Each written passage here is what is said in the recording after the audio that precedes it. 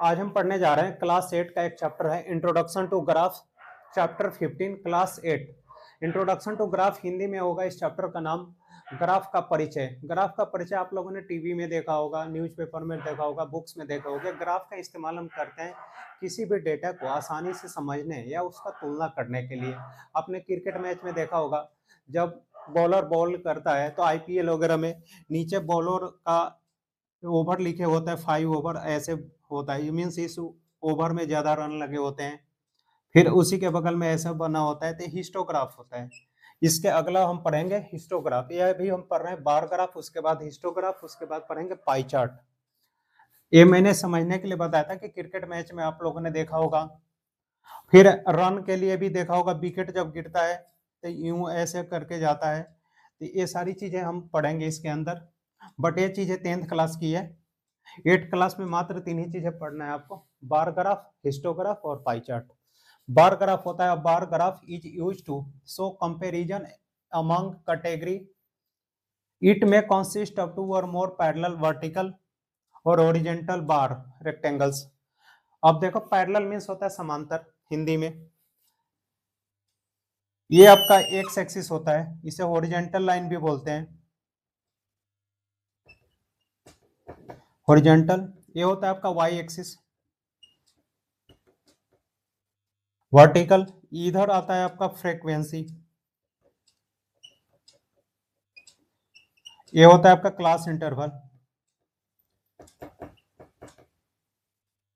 Class interval को हिंदी में कहते हैं बरम्बारता, सॉरी वर्ग अंतराल। क्लास इंटरवल का हिंदी होता है वर्ग अंतराल। इंटरवल मीन्स अंतराल, पिक्चर इंटरवल। तो ये आपका क्लास इंटरवल हो गया आपका वर्ग अंतराल। ये फ्रीक्वेंसी हो जाता है आपका बरम्बारता, यहाँ पे लिखे जाते हैं। और जो इसका ग्राफ बनता है ऐसा बनता है रेक्टेंगल के शेप में, स्पेस होता है बीच में ऐसा। कोई जरूरी नहीं है कि इसके इक्वल हो, और डेटा पे डिपेंड करता है कि आपका फ्रीक्वेंसी अगर इक्वल है तो इक्वल बनाओगे, अदरवाइज बड़ा छोटा बनता है। ये होता है आपका बार ग्राफ। इस ये जो बना है आपका एक्स एक्सिस पे जो बनता है वर्टिकल कहलाता है, और वाई एक्सिस पे जो बनता है, ये वाई एक्सिस पे जो बनेगा ये एक्स, ये होगा आपका हॉरिजेंटल। हॉरिजेंटल मींस एक्स के पैरेलल। अगर एक्स एक्सिस के पैरेलल होगा तो हॉरिजेंटल ग्राफ होगा, और वाई एक्सिस के पैरेलल होगा तो वर्टिकल होगा। तो ये था आपका बार ग्राफ। हम क्वेश्चन करेंगे तो और अच्छे से आपको समझ में आ जाएगा बार ग्राफ क्या होता है। फिलहाल बार ग्राफ ये होता है कि बीच में गैप होता है, बार ग्राफ ऐसा बनता है आपका। अगला हम पढ़ेंगे इसका हिस्टोग्राफ का। हिस्टोग्राम, हिस्टोग्राम हम लिखते हैं लेकिन पढ़ते हैं इससे हिस्टोग्राफ। और हिस्टोग्राम होता है का histogram is a bar graph that show data in interval, it has adjacent bar over the intervals. Adjacent bars होते हैं, मीन्स आपका इसमें भी सेम कंडीशन होता है बच्चों। ये आपका एक्स एक्सिस होता है, ये वाई एक्सिस होता है, यहाँ ओरिजिन हो जाएगा, इधर फ्रीक्वेंसी आता है, इधर क्लास इंटरवल को शॉर्ट में सी आई लिखते हैं, वर्ग अंतराल, ये बराबर हो जाता है आपका। और यहाँ पे ग्राफ ऐसा बनता है इसका। सबसे पहले तो देखो आप, इसके लाइन जो होता है ना ऐसा नहीं होता है, यहाँ से जाके ना जिग जैग होता है यहाँ पे। इस जिग जैग का मतलब हुआ, सपोज करो यहाँ पे 1 है, 0 है, और ये 1 है, 2 है, 3 है। इसका मीनिंग ये हुआ कि 0 से लेके 1 के बीच में आपका यहाँ पे कोई ग्राफ नहीं बनेगा। हिस्टोग्राफ में हमेशा आप देखोगे या तो एक्स एक्सिस में या वाई एक्सिस में ओरिजिन मीन शुरुआत में यहाँ पे ऐसा जिग जैग लाइन होता है। इस जिग जैग लाइन का मीनिंग होता है कि 0 और 1 के बीच में कोई भी नंबर नहीं है, मतलब यहाँ पे कोई भी ये जो ग्राफ जो हम बनाएंगे ऐसा एक कोई भी ग्राफ आपका ऐसा नहीं बनेगा, और एक कंटिन्यू होता है, एडजेसेंट होता है। हिस्टोग्राफ में आपका ये जो बार बनेंगे वो कंटिन्यू बनता है। जैसे मान लो आपका ऐसा बना, एक ये हो गया और इसके साथ एक ऐसा बनेगा, इसलिए यहाँ पे लिखा है adjacent, has adjacent bar over the interval. ये एक साथ दो बनता है। बार ग्राफ में क्या होता था, ऐसा ऐसा बनता था, ये होता था बार ग्राफ, ग्राफ। और ये होता है आपका हिस्टोग्राफ। हिस्टोग्राफ में क्या होता है, बार दोनों दो एक साथ होते हैं, इसमें सिंगल होता है और इसकी लाइन बिल्कुल स्ट्रेट होता है और इसकी लाइन जो होता है या तो वाई एक्सिस या एक्स एक्सिस पे ऐसा जिग जैग होता है और इस जिग जैग का मीनिंग हुआ कि 0 और 1 के बीच में ये आपका जो बार बना है वो बार नहीं बनेगा, अगर यहाँ भी हो सकता है और यहाँ भी हो सकता है। तो ये था आपका हिस्टोग्राफ का इंट्रोडक्शन। बार ग्राफ समझ लिया, हिस्टोग्राफ समझ लिया, हिस्टोग्राम। उसके बाद है आपका पाई ग्राफ या इसे सर्कल भी बोलते हैं। पाई का मीनिंग हुआ 180 पढ़ना है हमें। पाई जो हमने मेंसुरेशन में पढ़ा था, पाई इक्वल टू 22/7 या 3.14। अभी तक आप लोगों ने ये पढ़ा होगा 7 और 8 में कि पाई की ये वैल्यू होता है, ठीक है। फिर इसका जो पाई होता है ना, अब पाई ग्राफ, तो पाई का हम ये इस्तेमाल कहाँ करते हैं, सर्कल में। सर्कल का एरिया क्या होता है, पाई आर स्क्वायर होता है। वृत्त का क्षेत्रफल क्या होता है, पाई आर स्क्वायर होता है। और पाई ग्राफ और सर्कल ग्राफ, इसलिए इसका नाम हो गया आपका circle graph. A pie graph is used to compare parts of a whole. सब संपूर्ण पार्ट्स को कंपेयर करने के लिए इसका इस्तेमाल होता है। The circle represent the whole is a pie graph.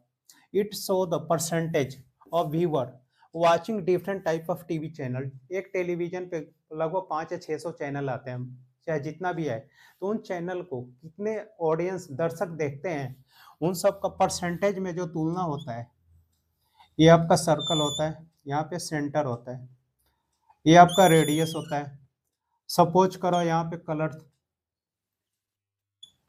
Colour देख रहे हैं 10%, यहाँ पे आपका है सोनी, ये देख रहे हैं 15%। टोटल ऐसे ही करके 100 हो जाते हैं।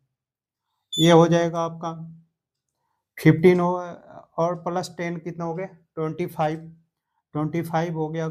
कोई और चैनल हो गया, सब चैनल। बाकी ये जो है 50% हो गए। कोई और चैनल ले लो, क्राइम पेट्रोल ले लो, जो जिस चैनल पे है। तो इस चैनल जो परसेंटेज में शो होते हैं वो होते हैं आपका पाई चार्ट या सर्कल ग्राफ। तो ये था आपका पाई चार्ट। एक्सरसाइज में हम क्वेश्चन करेंगे तो आप लोग को और अच्छे से समझ में आ जाएगा। इसमें कुछ ऐसा है नहीं, 8 क्लास में, 9th और 10th में ज्यादा पढ़ना है इसके बारे में कि इसका इस्तेमाल क्यों करते हैं। अभी हमने चैप्टर का नाम ही है इंट्रोडक्शन टू ग्राफ, इसलिए ज्यादा डिटेल में जाने से कोई फायदा नहीं है, लेंदी हो जाएगा। अब एक आखिरी है आपका लाइन ग्राफ। लाइन ग्राफ,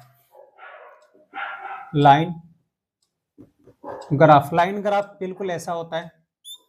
यहाँ पे क्लास इंटरवल आ जाएगा आपका, वर्ग अंतराल, फ्रीक्वेंसी स्मॉल एफ। आपका ये ग्राफ होता है, सपोज करो 0 है, 10 है, 20 है, 30 है, यहाँ पे 1, ये 2 हो गया और ये आपका 3 हो गया। दिया हुआ कि 0 to 10 कितना है, यहाँ पे 1 हो गया, 10 to 20 हो गया 2, 2 के सामने 10 to 20, यहाँ पे 2 हो गया, 2 के सामने डॉट डालोगे आप, 30 क्या हो गया, सपोज करो यहाँ पे 3। तो इस लाइन को हम ऐसे मैच कर देते हैं, तो ये हो जाता है आपका लाइन ग्राफ। या हमारी जरूरत के अनुसार ऐसा भी होता है, ऐसा भी होता है, कैसा भी हम बना सकते हैं। तो ये हमारा आखिरी ग्राफ था, लाइन ग्राफ। सबसे पहला था बार ग्राफ। बार ग्राफ में आपका जो ग्राफ होता है ऐसा बनता है, सिंगल सिंगल बार होते हैं। हिस्टोग्राफ में डबल होते हैं, हिस्टोग्राफ में आपका डबल हो जाता है ऐसे। पाई ग्राफ में सर्कल बन जाता है और लाइन ग्राफ में लाइन हो जाता है। टोटल 4 ग्राफ पढ़ना है क्लास 8 के अंदर। एक्सरसाइज करेंगे हम इसी पे बेस है। बहुत आसान क्वेश्चन है, आप लोग को बहुत आसान है। ग्राफ में दिया हुआ है, उसमें से आंसर आपको फाइंड आउट कर लेना है। 1 या 2 मार्क्स के क्वेश्चन आएंगे, इससे ज्यादा मार्क्स के क्वेश्चन नहीं आते।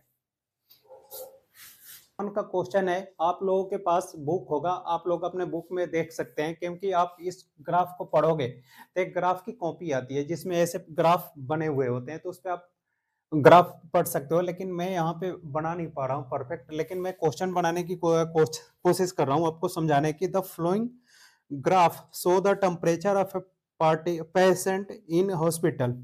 एक हॉस्पिटल के अंदर पेशेंट मींस मरीज के टेम्परेचर का डेटा गिवन है आपको, recorded every hour. What was the patient temperature 1 PM। तो आपको बताना है कि दोपहर के 1 बजे, PM मींस प्राइम मेरिडियन, दोपहर की 1 बजे आपको उसका टेम्परेचर बताना है कि कितना होगा। तो आप देखोगे अपने बुक में ग्राफ में 1 बजे के सामने, ये आपका 1 बज रहा है 1 PM, इसके सामने आप देखोगे इसका ग्राफ क्या आ रहा है, ये आ रहा है। इस लाइन को आप मैच करोगे ऐसे, ये जो आएगा ऐसे आएगा ऐसे, ये थोड़ा सा हाई नहीं है लेकिन ये आएगा 36.5 पे। तो आपका फर्स्ट का जो आंसर आएगा 36.5 जो आएगा आपका डिग्री सेल्सियस आएगा। फर्स्ट का आएगा, आपको डेटा देख के 1 के सामने 36.5 लिख लेना है, ऐसे ही देख के आपको आंसर लिखना है। फिर क्वेश्चन नंबर 2 का आएगा when was the patient temperature 38.5 degree. 38.5 कौन से समय पे, टाइम बताना है आपको। इसमें टेम्परेचर गिवन है 38.5, ये रहा 38 हो रहा, सॉरी 38.5 यहाँ, मतलब ये इसके सामने ये आ रहा है क्या 12 नून। तो बी पार्ट का आंसर हो जाएगा 12 नून। उम्मीद है कि आप लोगों को समझ में आ रहा होगा। आपको ग्राफ में देख के आपको आंसर लिख लेना है। 12 का आंसर हो जाएगा 38.5 का आंसर होगा 12 नून, बी पार्ट का। उसके बाद सी पार्ट में आपका गिवन है the patient temperature was the same 2 time during the period given, what were those 2 times. 2 समय में आपका टेम्परेचर जो है सेम टाइम है। तो आप देखो कहाँ कब पे है, 1 और 2 पे, ये 1 और ये आपका 2, कब है 1 और 2 पे। तो आप यहाँ पे आंसर लिख लोगे सी में 1 PM, 2 PM, दोपहर के 1 बजे और 2 बजे। फिर उसके बाद है अगला क्वेश्चन है आपका what was the temperature at 1:30 PM, how did you arrive at your answer.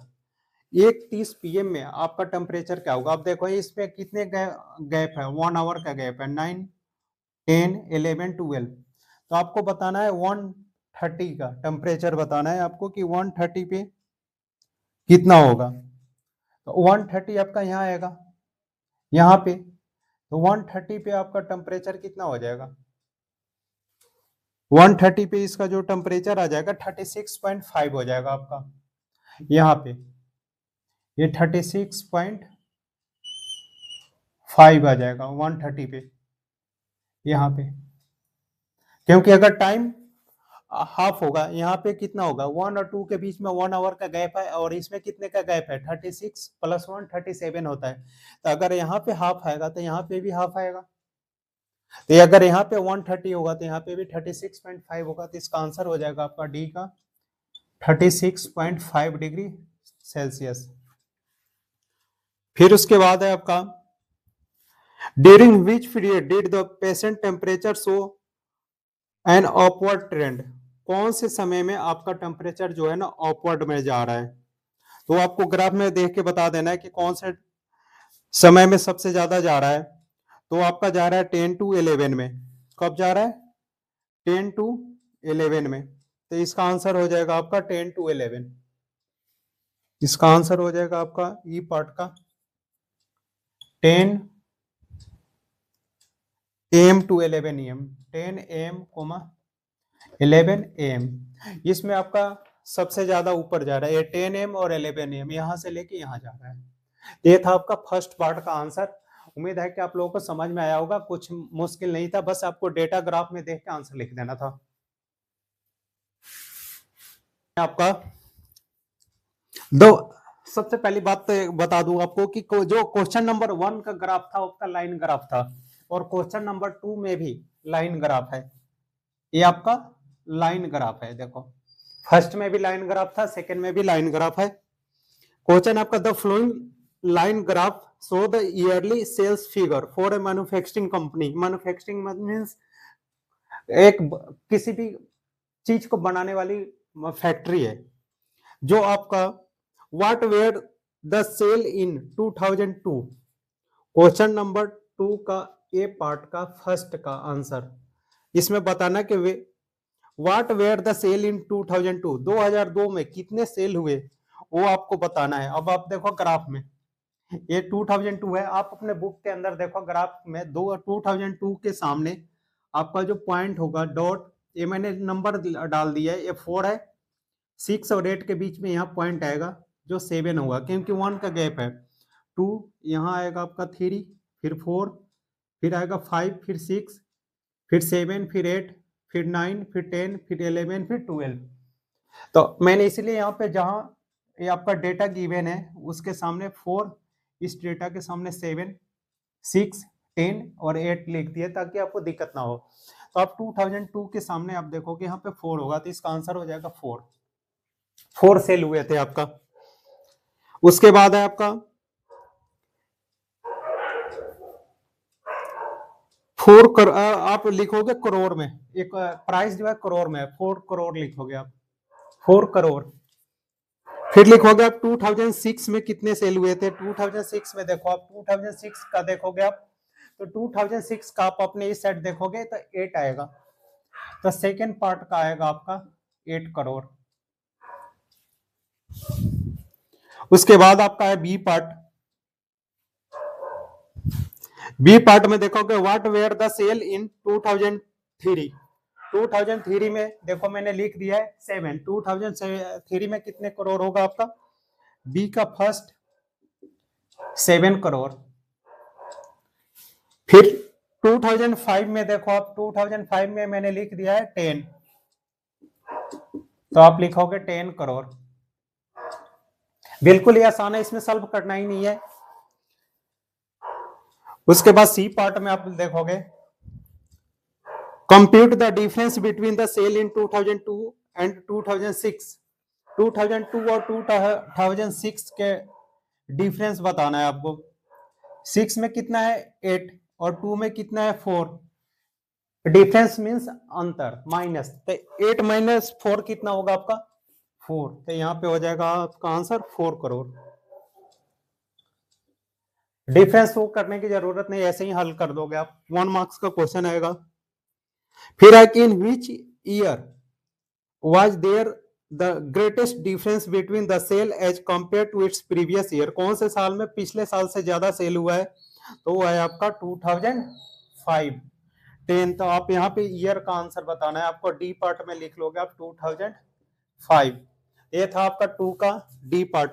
उम्मीद है कि आप लोग को समझ में आया होगा। इसके बाद है आपका थर्ड पार्ट। बच्चों, for an experiment in botany, botany class 11th में पढ़ना है बच्चे। बायोलॉजी के 2 पार्ट होते हैं, बायोलॉजी में 2 पार्ट होते हैं, जूलॉजी और बोटनी, पेड़ पौधों के बारे में पढ़ना है। तो बोटनी में, बोटनी 2 डिफरेंट प्लांट्स, 2 तरीके के प्लांट है, प्लांट ए और प्लांट बी। जो डार्क लाइन है वो प्लांट बी है, और जो डॉट डॉट है वो आपका प्लांट ए है, जो डैश डैश करके है वो प्लांट ए है, जो डार्क है वो प्लांट बी है। Were under similar laboratory conditions, एक लैब में इसको एक्सपेरिमेंट किया जा रहा है। Their height were measure at the end of each week for 3 week. 3 week दिए हुए हैं, first week, second week, third week, और ये आपका हाइट गिवन है 2। ये आपका हाइट जो है आपका सेंटीमीटर में है, इन सेंटीमीटर, हाइट आपका सेंटीमीटर में है, और ये आपका वीक है। तो अब आपको आंसर बताना है इसमें, आपको आप ग्राफ देख के बताना है। How high was plant A after 2 week. 2 week के बाद प्लांट एक का हाइट कितना हो जाएगा। 2 वीक के रहा 0, यहाँ सपोज करो 0 है, फर्स्ट वीक या सेकेंड वीक। 2 वीक के बाद प्लांट ए का हाइट कितना हो जाएगा। 2 वीक के बाद ए का और चाहे बी का, दोनों का हाइट कितना है 7 है। तो आप यहाँ लिख लोगे ए का फर्स्ट पार्ट में 7 सेंटीमीटर। फिर इसमें सेकेंड पार्ट है आपका 3 वीक में कितना हो जाएगा आपका। 3 वीक में देखो मैंने डॉट लाइन पे 9 लिख दिया है, बुक में आपके ग्राफ में मेंशन नहीं है, आपके ग्राफ में ये वाला चीज मेंशन नहीं है, मैंने यहाँ पे यहाँ से देख दिया। ये देखो 2 4 है, मीन्स यहाँ पे 1 है, यहाँ पे 3 है, 5 7 9 11 और यहाँ 13 होगा। जो नहीं है वो एक एक का गैप है, वो मैंने लिख दिया है, इसलिए मैंने यहाँ पे 1 लिखा है, और ये दोनों का तो 7 होगा यहाँ पे, और ये आपका 9 होगा, और ये आपका 10 होगा। तो इसके अनुसार थर्ड वीक में क्या होगा, प्लांट ए का 9 होगा, तो इसका आंसर हो जाएगा आपका 9। उसके बाद है कि how high was plant B after 2 week. 2 week में बी हो या ए हो, दोनों का आंसर सेम आएगा आपका, तो इसका आंसर हो जाएगा आपका 7 सेंटीमीटर। फिर आएगा आपका इस सेकेंड पार्ट का 2 वीक के बाद ये बी पार्ट है, ये कितना हो जाएगा आपका 10 सेंटीमीटर, क्योंकि बी का 3 वीक में 10 सेंटीमीटर है। फिर आया आपका सी पार्ट, ये बी का फर्स्ट था। सी पार्ट है how much did plant A grow during the third week. Third week में कितना ग्रो कर रहा है आपका plant, how much did plant A grow during the third week. Third week में कितना ग्रो कर रहा है आपका, 2 वीक में कितना था 7, और थर्ड वीक में कितना हो गया 9। 2 वीक में प्लांट ए कितना था आपका 7, और 3 वीक में कितना हो गया 9, तो कितना ग्रो होगा 9 - 7 2, तो आपका यहाँ पे हो जाएगा 2 सेंटीमीटर। यहाँ लिख देता हूं मैं 9 - 7। How much did plant B grow from the end of 2 week to the end of third week. 2 week और 3 वीक में कितना ग्रो हो रहा है, ये यहाँ पे 10 है और ये आपका 7 है, 10 - 7 कितना हो जाएगा 3 वीक, ये हो जाएगा आपका डी पार्ट का आंसर 3 सेंटीमीटर। 10 - 7, क्योंकि 2 वीक में 7 है और थर्ड वीक में 10 हो गया, तो 10 - 7 हो जाएगा 3 सेंटीमीटर। फिर है आपका during which week did plant A grow most. सबसे ज्यादा कौन से वीक में प्लांट ग्रो हो रहा है, तो आप देखो सबसे ज्यादा कौन से वीक में हो रहा है, सेकेंड वीक में हो रहा है। 2 से एक ये कितना हो रहा है, इसमें सिर्फ ये बताना है प्लांट ए, तो प्लांट ए आपका ए रहा, यहाँ पे कितना है 2 है और यहाँ पे हो जा रहा है 7, 5 सेंटीमीटर का डिफरेंस आ रहा है, तो सबसे ज्यादा किस में हो जाएगा आपका आंसर सेकेंड वीक, ये पार्ट का हो जाएगा 2 वीक। उसके बाद आ रहा है आपका एफ पार्ट। एफ पार्ट में आएगा during which week did plant B grow least. सबसे कम कौन से वीक में प्लांट कम ग्रो कर रहा है आपका, तो वो होगा आपका सबसे कम फर्स्ट वीक में भी 1 सेंटीमीटर हो रहा है, तो हो जाएगा आपका फर्स्ट वीक। ये रहा आपका फर्स्ट वीक में कितना हो रहा है बी का 1 सेंटीमीटर। उसके बाद आ जाएगा आपका जी, fair the two plant of the same height. कहां पे आपका सेम हाइट है दोनों प्लांट का, सेकेंड वीक में दोनों का हाइट कितना हो रहा है 7, तो आप लिख लोगे एंड ऑफ सेकेंड वीक। जी में लिख लोगे आप एंड ऑफ सेकेंड वीक। ये हो गया आपका थर्ड का जी पार्ट। अब इसके बाद फोर्थ क्वेश्चन कर लेंगे। क्वेश्चन नंबर 4 है, आप लोग का जब क्वेश्चन पेपर में जो दोगे एग्जाम दोगे, तो आपका क्वेश्चन पेपर में ग्राफ बना हुआ आएगा, सारे ग्राफ होगा, उसमें से आपको डेटा देख के आपको आंसर लिखना होगा। और बुक में अभी आपके बुक में ग्राफ होगा, तो उससे आप देख के आंसर टिक मार्क कर सकते हो। मैं समझा देता हूँ कैसे, क्योंकि फोर्थ का ग्राफ थोड़ा लेंदी है। फोर्थ का ग्राफ है आपका the following graph show the temperature forecast and the actual temperature of end of each day of a week. तो फर्स्ट पार्ट है आपका, first part on which day was the forecast temperature the same as the actual temperature. कौन से दिन temperature जो है ना actual temperature का सेम है। तो अब आप अपने ग्राफ में देखना, आप लोग अपने बुक में देखना, जब भी आप देखोगे, आप देखो ट्यूसडे को, उसके बाद देखो आप फ्राइडे को, और उसके बाद देखो आप संडे को। ट्यूसडे फ्राइडे और संडे को तीनों दिन आपका जो ग्राफ हो जो होगा सेम आएगा, ट्यूसडे फ्राइडे और संडे पे ग्राफ जो है आपका मैच कर रहा है। कब, Tuesday Friday Sunday, Tuesday Friday और संडे को एक्चुअल दो, ट्यूसडे पे भी ग्राफ टकरा रहा है, ऐसा ऐसा जा रहा है, डॉट डॉट बन के आ रहा है, तो जहां पे दोनों का ज्वाइंट होगा वही आपका हो जाएगा ट्यूसडे फ्राइडे और संडे, जहां पे दोनों लाइन का ज्वाइंट है वही आपका आंसर होगा। फिर है आपका what was the maximum forecast temperature during the week, maximum कौन से, मैक्सिमम आप देखो संडे को है 35 डिग्री सेल्सियस, तो बी का आंसर हो जाएगा आपका 35 डिग्री सेल्सियस संडे।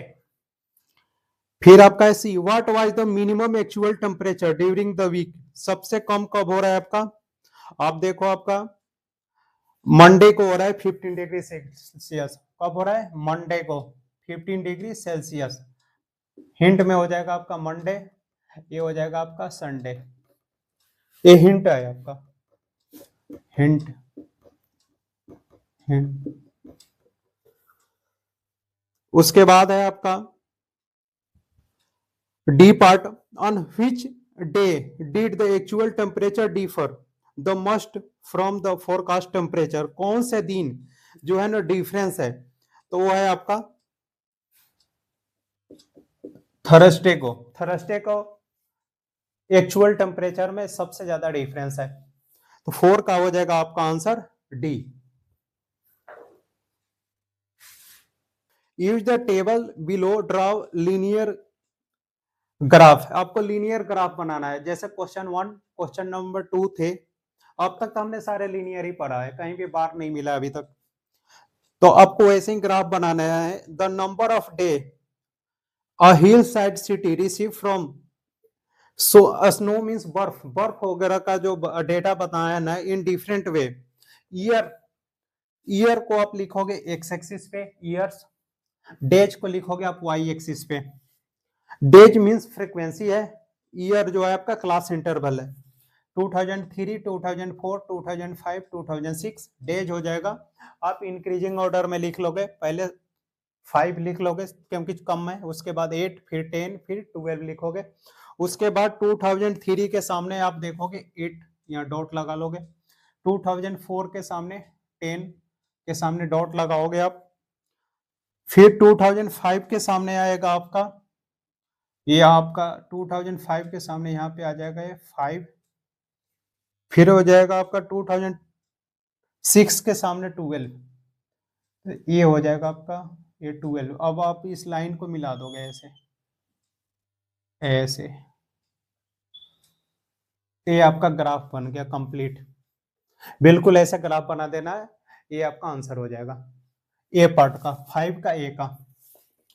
और इसका जो बी पार्ट है, बी पार्ट का आंसर आपका बिल्कुल ऐसा बनेगा ग्राफ, जैसा क्वेश्चन नंबर 3 का ग्राफ है ना, क्वेश्चन नंबर 3 के जैसा आप बी पार्ट का ग्राफ बना सकते हो, ईयर को आप यहाँ लिख लोगे एक्स एक्सिस पे, और जो ये डेटा है वो वाई एक्सिस पे लिख लोगे आप, ये आसानी से बन जाएगा आपका, मुश्किल नहीं है, आप खुद से ट्राई कर लोगे, बी सेल्फ ट्राई, ये आप लोगों से बन जाएगा, ऐसा एग्जांपल में भी दिया हुआ है, तो मुश्किल नहीं है। उसके बाद हम 6 कर लेंगे और 7 कर लेंगे। क्वेश्चन नंबर 6 है second last, a courier person cycle from a town in a neighbouring suburban area of delivery a parcel, एक कोरियर बॉय है जो अपने आसपास के एरिया में साइकिल से डिलीवरी करने जाता है, मतलब लेटर को पहुंचाने, parcel to a merchant, his distance from the town at different times so by the flowing graph, जिसका ग्राफ दिया हुआ है आपके बुक में, इसमें एक चीज समझने वाला है, जो ग्राफ के अंदर जैसे आपका ग्राफ है और ऐसे ऐसे जो लाइन है ना ऐसे, तो इसको आप जो पढ़ोगे 1 unit A 2 unit A 3 unit, ये समझ लो, ए 1 यूनिट 2 यूनिट 3 यूनिट, आप अपने ग्राफ में देखोगे, आप देखोगे 8 AM, उसके बाद 9 AM है, फिर 10 AM है, फिर 11 है, फिर 12 है, और इधर देखोगे आप वाई एक्सिस पे 2 है, 4 है, 6 8 10 12 14 16, 2 का गैप है, वाई एक्सिस पे फ्रीक्वेंसी में 2 का गैप है, और इधर 1 का गैप है, 8 + 1 9 + 1 10 + 1 11 + 1 12, तो आपको बताना है कि what is the scale taken in the time axis. तो आपको स्केल बताना है आपको कि 8 और 9 के बीच में कितने का गैप है। तो आप देखोगे बॉक्स कितने हैं, 1 2 3 4, 4 बॉक्स मीन्स लिखोगे आप 4 यूनिट्स इक्वल टू 1 आवर। ये जो बक्स है ना 1 2 3 4, 1 2 3, एक मान लो यहाँ 4, तो यहाँ पे सपोज करो आपका 8 है तो यहाँ पे होगा 9। ये 4 यूनिट जो है ना 1 आवर के इक्वल है। यही आपके ग्राफ में समझने वाला चीज है। 4 यूनिट इक्वल टू 1 आवर। फिर है बी पार्ट। बी पार्ट आप ध्यान से समझना। How much time did the parcel take from the travel. How much time did the parcel take for the travel. आपको बताना है how much time did the person take the travel. How कितना time लेगा वो parcel को deliver करने में। How much time did the person take for the travel. ये हो जाएगा आपका 1 2 3 एंड आपका हो जाएगा 3 एंड हाफ। इसका हो जाएगा 3 इंटू 1/2 आवर्स। 3 into 1/2 hours. देखो 8 और 9 के बीच में 1 आवर, 9 टू 1 10 के बीच में 1 आवर, 10 और 11 के बीच में 1 आवर। उसके बाद देखोगे आप जो पॉइंट है ना लास्ट वाला, वो 10 11 और 12 के बीच में है, 12 से पहले है, तो हाफ हो जाएगा। तो 1 2 3 एंड हाफ मतलब 3 घंटे एंड 30 मिनट। तो ये हो जाएगा 3 इंटू 1/2 आवर मीन्स हो जाएगा 3 आवर 30 मिनट। इसका मतलब ये हुआ 3 घंटे 30 मिनट। उसके बाद बताना है कि how far is the place of the merchant from the town. Town से कितना दूर है वो। तो सबसे मैक्सिमम देखो आप ग्राफ कहाँ जा रहा है 22 पे, तो इसका आंसर हो जाएगा सी पार्ट का 22 किलोमीटर। फिर डी पार्ट में लिखोगे आप did the person stop on his way explain.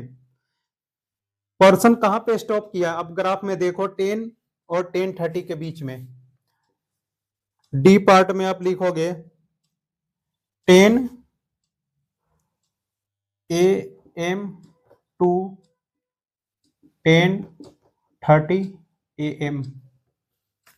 10 to ए जो यहाँ पे ग्राफ बिल्कुल पैरेलल है ऐसा, वही हो जाएगा आंसर आपका। उसके बाद आपका during which period did he fastest. कौन से समय में सबसे तेज है। तो 8 टू 9 के बीच में। इसका आंसर हो जाएगा 8 AM to 9 AM, 8 AM to 9 AM।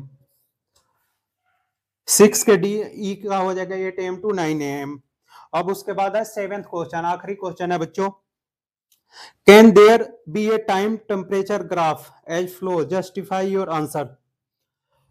आप देखो ग्राफ ऐसा है 7th का, ऐसा क्वेश्चन नंबर 7 है।